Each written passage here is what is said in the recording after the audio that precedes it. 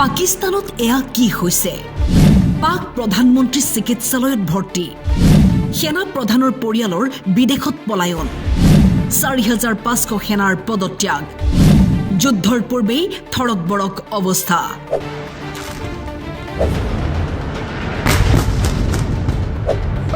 ভয় খালেই নেকি পাকিস্তানে?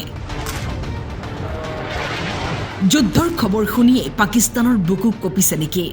ভাৰতে কেৱল ৱাটাৰ ষ্ট্ৰাইক, ডিজিটেল ষ্ট্ৰাইকহে কৰিছে, যুদ্ধ বাকী আছে। কিন্তু পাকিস্তান সেনাৰ নাকে মুখে ধোঁৱা ওলাইছে। এইজন আসিম মুনিৰ, যিয়ে ভাৰতৰ বিৰুদ্ধে কেৱল বিষ বিয়পাইছিল, যাৰ বাবেই পহলগাম ঘটনা সংঘটিত হ'ল। দেশৰ জনতাক যুদ্ধৰ বাবে উচতাই মৰিবলৈ আগবঢ়াই দি নিজৰ পৰিয়ালক বিদেশলৈ পঠিয়াইছে। ২৫০জন বিষয়াও পদত্যাগ কৰিছে বুলি খবৰ আহিছে। ইফালে ৪৫০০ সেনাই পদত্যাগ কৰে।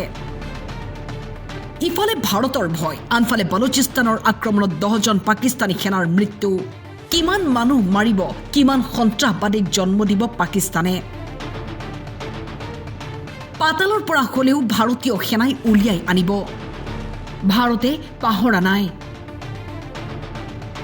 ১৯৯৩ চনত পাকিস্তানৰ মুম্বাই বোমাবৰ্ষণ।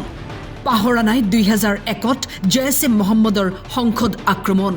নাই পাহৰা ২৬/১১ৰ ঘটনা, ২০১৬ত পাঠানকটৰ ঘটনা, ২০১৬ত পুনৰ উৰি আক্ৰমণ, ২০১৯ত পুলৱামা এটেক আৰু এইবাৰ ২০২৫ত পহলগাম ঘটনা। এতিয়া খেল হ'ব ওলোটা। আগন্তুক ৪ দিনৰ ভয়ত কঁপিছে এতিয়া পাকিস্তান।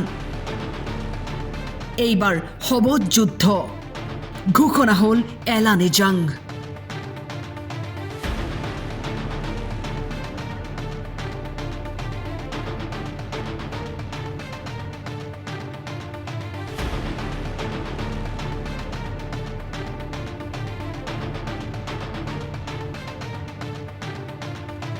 News Desk, Time 8.